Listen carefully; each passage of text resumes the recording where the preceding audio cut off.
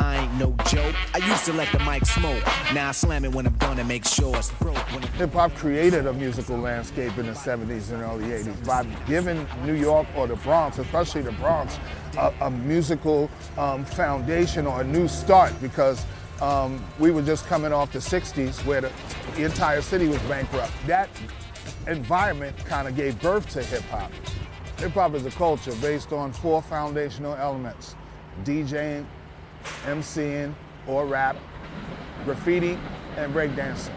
People use the terms interchangeably, rap with hip-hop, whereas hip-hop is the bigger culture. Rap is something you do. Hip-hop is something you live. Coming from the disco era, you know what I mean, we were inner city kids. We couldn't get into disco, so we had to recreate that disco.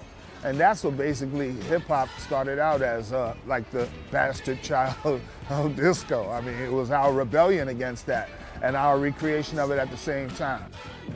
You see, I am Wonder Mike, and I like to say hello. The turntables became our instruments. Like, so a lot of people in the inner cities, they didn't have money for instruments. So you had to find those sounds somewhere.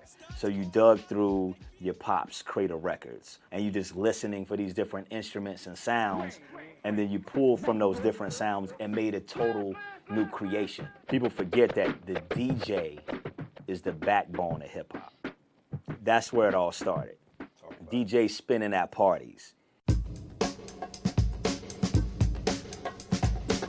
Kool Herc is actually documented as the father of hip-hop. When he was playing the type of music he was playing and maybe the way he was playing it, it brought out a different type of energy than ever experienced from that demographic at that time.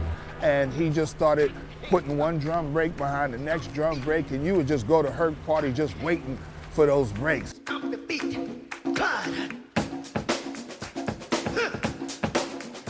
B-boy and B-girl comes from Kool Herc. B meaning break, okay? Break boy, you dance on the break. That's it. It all ties into dancing and really going off during the break beat of a song at a party back in the days. And then there was different parts of the record where you could talk over it and then the beat's still going, but you don't lose the attention of the record or the main part of the record. That evolved to MCs getting on the mic and just saying things to keep the party going, which evolved into actually rhyming and rapping, because these different MCs will have little sayings that they said. Party people, if you're ready to rock, let me hear you scream. A teenager named Africa Bambaataa started the Zulu Nation at the Bronx River Projects. It was a new type of gang which focused in on music and dance. Bambaataa was the first guy to say, hey, let's all come together. You can all play on my set. So he was integral in uniting hip-hop. And in '82, when Planet Rock came out, became a universal hit. That just added to his prominence and his outreach to the rest of the world. The connection between hip-hop and graffiti, it's an urban thing. Though it was here before the actual rest of the elements of the culture, the people involved in graffiti were directly involved in hip-hop as well. Fab Five Freddy was the bridge between hip-hop and graffiti. He brought the South Bronx and the people from Harlem downtown to where the hipsters and where Keith Haring was and Madonna were hanging out. Before he was a DJ at Yo MTV Raps, he was a graffiti artist.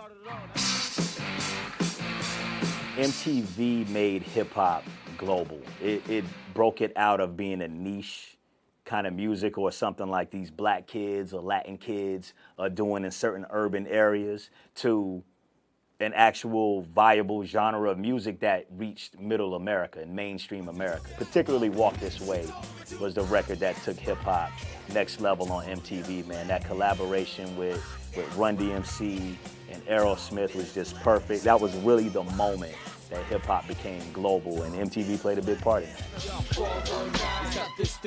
UK, South Africa, where, you know, English is one of their major languages. You see it in Brazil, you see it in Japan.